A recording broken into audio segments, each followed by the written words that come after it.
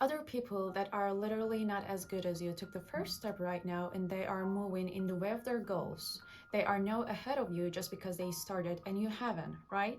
It's not a contest. Everyone has their own journey, everyone has their own path. So there's not a thing as they are ahead of you, but there's something we can say that they are moving forward because they are using what they have and you are still waiting to be perfect to start. This leaves you with a stranded mind paralyzed by the fear of perfectionism, and it robs you of what you already have now. But you see, you can never be perfect. There will be always something that you miss, always something that you lack.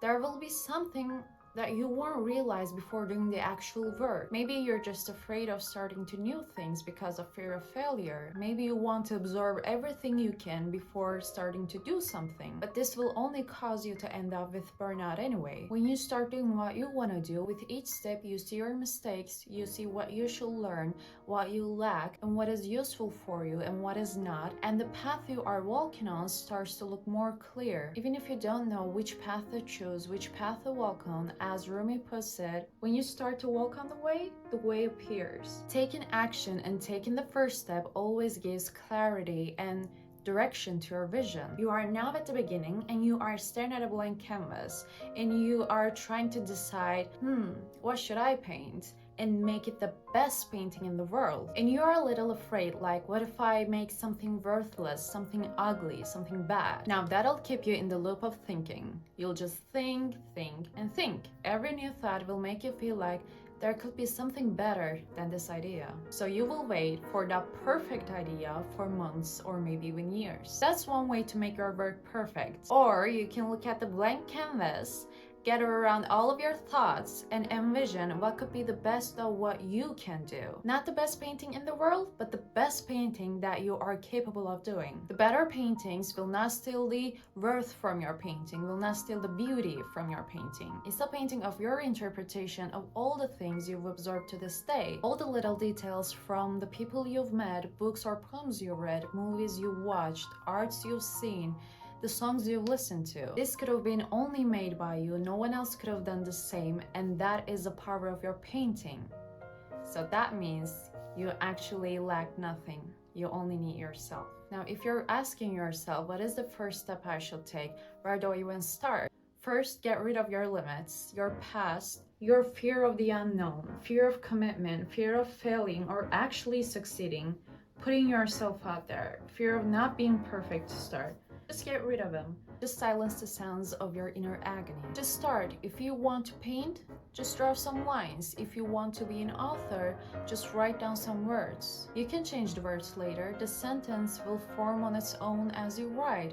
The trees on your canvas will form on their own. The new ideas will also begin to form in the pool of ideas in your head. So stop being so scared to take the first step.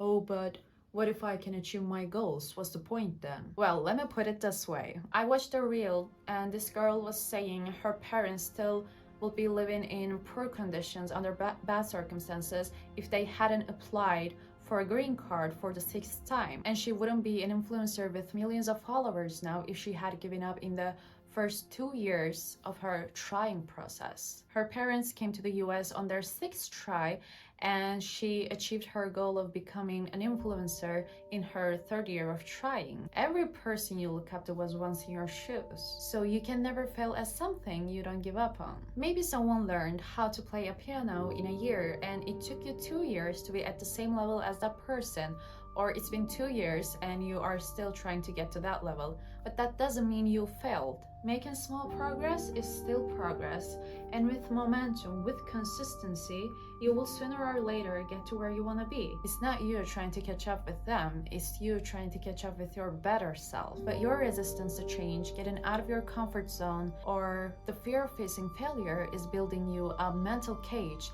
and it's making it so comfortable, so safe, to make you stay in it for as long as it can. But if your mind could create that mental cage, then you can open its door and walk out of it. You can control your thoughts. Your mind is a tool and you can bend its power to use it to your own advantage. And to activate that powerful tool, you have to take action. You know, they say first action, then motivation, not the other way around. But they also say first mindset and then the action. So what do you do now? You cut the bad sounds of your inner beliefs. Change your mindset to achieve that goal of yours. Change the voices in your head to believe in yourself, to believe in your work, just like Vincent van Gogh believed in his work, even if it was not appreciated back then, but he kept his faith.